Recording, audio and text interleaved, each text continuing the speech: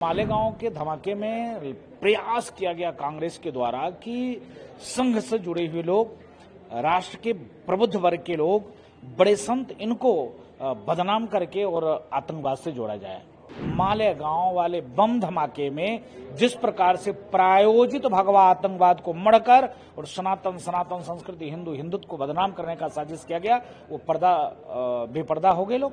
Cancer है देश के लिए कांग्रेस। अगर कांग्रेस को नहीं समाप्त किया जाएगा तो आने वाला भविष्य भारत का अंधकारमय होगा। देखिए, मैं जब पूज्य माननीय साध्वी प्रज्ञा जी से जब मुलाकात किया तो उन्होंने कहा कि राजू दास जी, किस प्रकार से हमको टॉर्चर किया गया कांग्रेस के द्वारा कि तुम कुछ बड़े संतों का नाम ले लो, तुम संघ के बड़े अधिकारियों का नाम लो।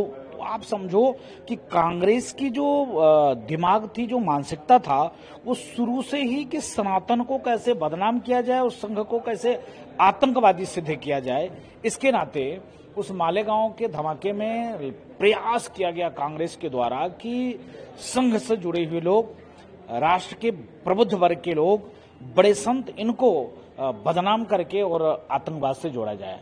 तो ये तो स्वाभाविक था, लेकिन मैं आभार व्यक्त करता हूं, उसमें जो आदेश आया वो आदेश सराहनीय आदेश आया और इतने वर्षों के बाद न्याय मिल पाया और जिन लोगों ने यह कुछ रचा था उनके मुंह पे कोर्ट ने तमाचा मारा।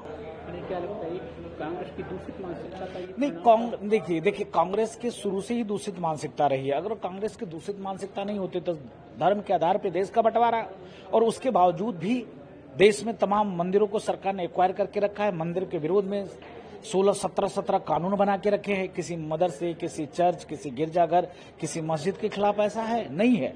आप देखो ना कि किस प्रकार से एक तरीके से उनको इतनी स्वतंत्रता।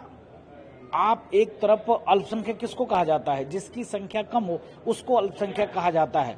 आप देखो, इतनी बड़ी संख्या को जब आप अल्पसंख्यक कहोगे तो फिर कैसे कार्य चलेगा? तो अल्पसंख्यक का नाम देकर जिस प्रकार से राष्ट्र को तोड़ने का विधा कांग्रेस ने अपनाया है, दुर्भाग्यपूर्ण था। इसका प्रत्यक्ष उदाहरण आप लोगों ने देख लिया होगा।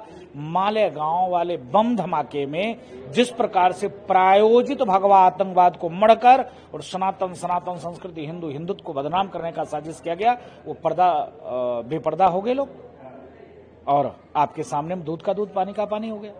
महाराज जी, क्या लगता है कि एक आरएसएस जो संवैधानिक संबंध देश की सबसे बड़ी सर्वोच्च संस्था, जिस पर आज तक कोई दाग नहीं लगा था, उसके मोहन भागवत जी को उनको एक तरीके से टारगेट करने का प्रयास किया गया? नहीं, देखिए, संघ राष्ट्र के लिए समर्पित है, संघ समाज के लिए समर्पित है। संघ का बच्चा चाहता है समाज का उत्थान हो, माँ भारती को मानने वाले और भारत में रहने वाले गर्व से सीना करके और भारत को विश्व पटल पर स्थापित करे। ये संघ विचारधारा सिखाती है।